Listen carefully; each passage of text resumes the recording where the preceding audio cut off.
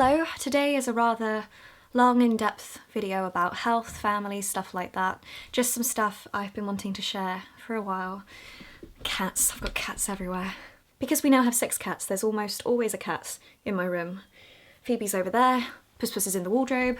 I may be a bit distracted in this, but doesn't matter. This is Archie, and yes, he's huge. Massive. Right, can you stop distracting me, please?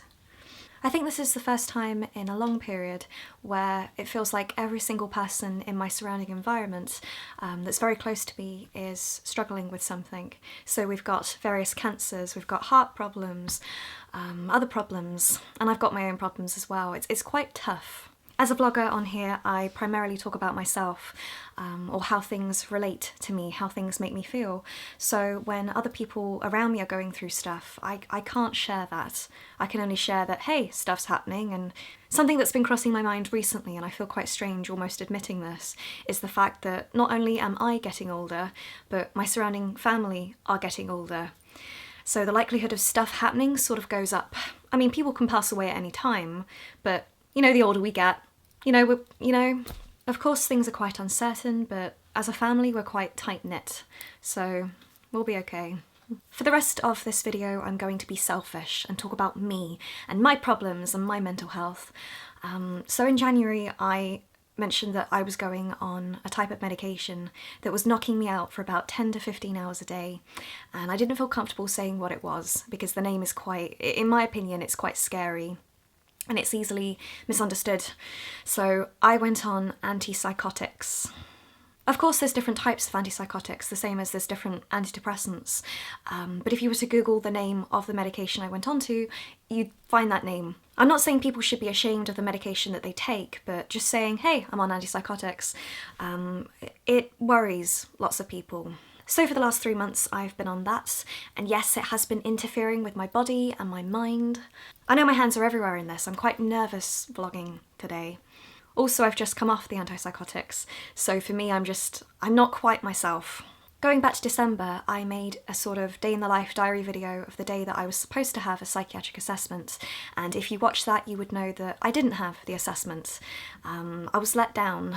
I then proceeded to be prescribed the antipsychotics, which I didn't start until January because the NHS sort of shut down over Christmas.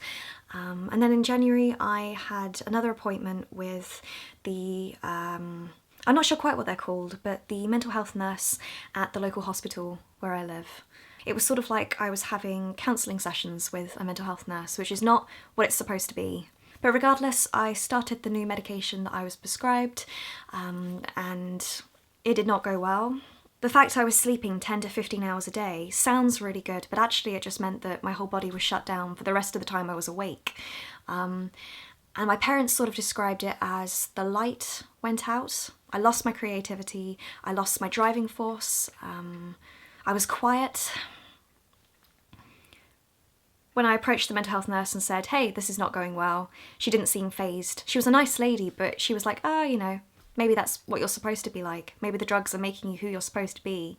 And I was concerned that I was on this drug and things weren't going as they were supposed to be. I went to the GP, sat there, explained how I felt, and this is the first time in my life where a GP has apologised to me for problems in the system. He said, you have been lost in the system. You should have had a psychiatric assessment before you had any medication. So for 2-3 months I'd been on this medication without knowing for sure that that was the correct medication for me. So can you see why I'm really, really angry? I mean, I've been absolutely furious because this medication is quite severe and it has changed my life in a certain way. So the GP then wrote a letter of complaint, and then finally, after like another few weeks of waiting, I got a psychiatric assessment, and that was on Monday. One of the immediate results from that assessment was to stop taking the antipsychotic. I have to wait 2 to 3 weeks for an official letter to arrive in the post, outlining what I may or may not have, and also what medication I should be prescribed, so that when I go to the GP knows and we can have a discussion, stuff like that. He also gets a copy. I then have to book an appointment with the GP and I have to wait 3 weeks for that, so I won't be on the new medication for another month. To be honest, I've got to wean myself off my current medication, but still, I'm another month away from trying something new, and that makes me nervous. That's just, it's another month. Despite not having the official diagnosis in my hands, I have been told roughly what I have. I've got 2, maybe 3 things. And for the last few days, I've been feeling very strange because in my mind, I haven't learned anything new. I just have confirmation of who I am, if that makes sense. It's dangerous when some people are given labels, they find themselves applying what they have to the new information that they're given. But for me, when I've been researching, scrolling, stuff like that, I'm not finding anything new. The only thing new in my life is the titles. I mean, I've been quite scared. I felt happy. I mean, immediately after I came back from the psychiatric assessment, the only word I could describe how I felt was numb. Just numb. I think what's upset me the most is some of the stuff I have cannot be diagnosed in children. So despite growing up the way I have done, there is no way we could have known this earlier. I wish we could have done, but you can't. One of the things I'm thought to have has a title that I don't like, and after researching it online, lots of people dislike the title. It's one of those titles that sort of suggests one thing when in fact it doesn't really equate to what the disorder or thing is at all. That's frustrating. It's a bit like trichotillomania. If you know what trich is, trich means hair, and mania can mean madness, so you think hair madness? What?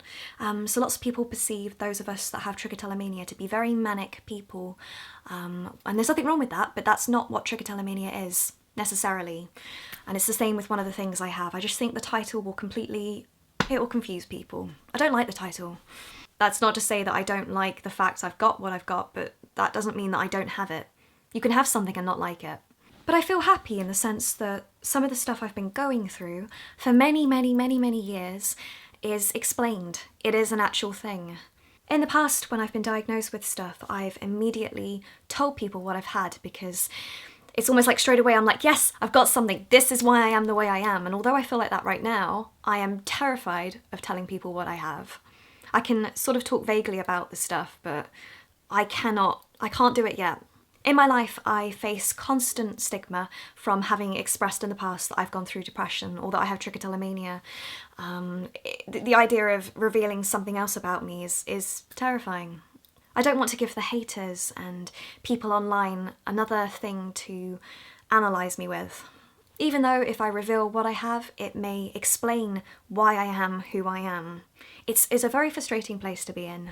One thing that myself and others have said time and time again on here is that you don't have to talk about stuff if you're not ready or if you don't want to. You don't have to talk to the world about the stuff you're going through. Providing that you know that you need help and you're getting help, that's okay, but you don't have to share it publicly. And it's weird how I'm sort of taking that advice for myself. I mean, I know I've done this video, but even still, I've not said what I've got and what I'm battling. God, I'm shaking so much. My mind has been racing the last few days, knowing what to say, what not to say. I really want to say what I have because it will explain so much stuff. I know in the last few days it's been really strange to see the reactions of people online because there is so much support. Whenever I say anything, there's support, but especially in the last few days, it's been fantastic. But at the same time, there has been lots of stigma and aggression that I was not expecting. The fact that I am not sharing what I'm going through is angering people because they want to know the intricate details of everything because I share an awful lot, so it's almost like it's expected to know the next private stuff that I'm going through. Also the fact that some people don't believe me because I'm not saying the name or names. I'm just not revealing that info. In my head yesterday, I was sort of saying to myself that it's almost as if I will have to take a photo of the document that the psychiatrist sends me and then post it online so that everyone knows this is exactly what is wrong with me. And of course, I shouldn't have to do that. That's disgusting, demanding that from other people. If you're still watching this video right now, I know you guys will understand this, but some people out there do not respect that about people. So as for the future, what's happening? Well, first of all, I am coming off the antipsychotics, wait a month, go and see the GP, discuss stuff and the various medications that I could potentially go on. So in a month's time, I will start something new. I have a couple of ideas as to which medications I could go on. There's a few different routes we could go down. So that's the initial form of help. But thinking more long term, this is where my anxiety just gets, The stuff I have cannot be solved with medication. It can be helped to a certain extent, but I need a lot more than that, apparently. To put it bluntly, the way I sort of understand it is I have to rewrite my brain, which sounds very simple, but in fact, that's extremely complicated. The psychologist said on Monday that I need immediate support. Like, she said, as soon as you can start, the better. Try tomorrow if you can. I've been told I need immediate CBT. Like, there's no option, I have to take it. I've already had it in the past and it was terrible, but that was before I had a diagnosis of this kind, so who knows. And the other thing is counselling, and for the first time in many years, I said, okay, I'll do it. If you're saying that is the only way I'm going to get better or feel better in myself and things will change, then I will do it. And her response was, we can't help you. This is where it gets quite complicated with the NHS. Basically, because I am not critically ill or suicidal or have a condition that will ultimately kill me, I can't think of the word right now, and because I'm not light enough for short-term therapy, they can't offer me anything. They can't even put me on a waiting list. And that's not normally what happens in the UK. Normally, there's always support, but there's extensive waiting lists. For example, the first time I was put up for CBT, I ended up waiting 2.5 years, nearly 3. That's how long the waiting lists can be. Don't you growl at me. It feels so bizarre to be told I need immediate assistance, immediate help, and I can't get my hands on help. I'm scared. I'm very, very scared. I mean, of course, there's private healthcare around the country, but that is not a common direction for lots of us, especially for those of us who don't have high incomes. I know that healthcare systems vary across the world, but it's okay for me to feel scared and angry at the system that I'm in, because this is the system I'm working with, not being helped by. And at the moment, the other problem I'm facing is my back. I'm still facing back and walking troubles. I know I don't mention it too much on here, but it's still happening. I'm currently waiting for physiotherapy. So basically, I'm being told I need 3 different sessions of therapy a week in 3 different parts of Essex, and for 3 different prices as well. So for the last few days I've been researching like nanas, trying to find somewhere that I can afford that will take me, because I need long-term therapy, not a couple of sessions. We're talking like a year, 2 years of solid therapy. And because of what I have, I can't just go to any old person. I need to form a deep relationship with my counsellor. This is the stuff I'm being told. So the fact I'm being told this, I'm sticking to it. I do know that some places have like 6 sessions of therapy and that's it, but I will not benefit from that. That's what I'm being told. So I guess you could say I feel quite lost and alone and frightened, worried. But moving on from the complexities of therapies and stuff like that, I do feel more at one with my body. I don't like saying that there's something wrong with me, because I don't feel that all these conditions are wrong, if that makes sense. I should do a video on this. It's just something different about my body that makes me function differently to the norm in society. That doesn't mean there's something wrong, it's just something different. Often when we're diagnosed with something, or we're aware that something isn't quite right, we sort of tell ourselves that we are bad people. There is something completely wrong with us, and I don't feel that's the case. I just have something that stops me from functioning in the same way. If there is anybody right now that is watching this that doesn't like me, has formed an opinion that I'm a very socially awkward person, quite peculiar, I've had that word directed at me in the past, there's a reason that I'm like this. And it's not something that I'm able to control, it's just the way my brain is wired. I'm not excusing bad behaviour, but I'm just saying there is a reason that I'm like this. There's a reason I'm scared all the time, and I'm self-validating, and I'm scared of everybody. There's a reason I don't leave the house. There's a reason I struggle with relationships. Why I'm able to talk to certain people better than others. Why I'm able to vlog and be confident like this, and yet put me in a social situation and I shut down. There are reasons.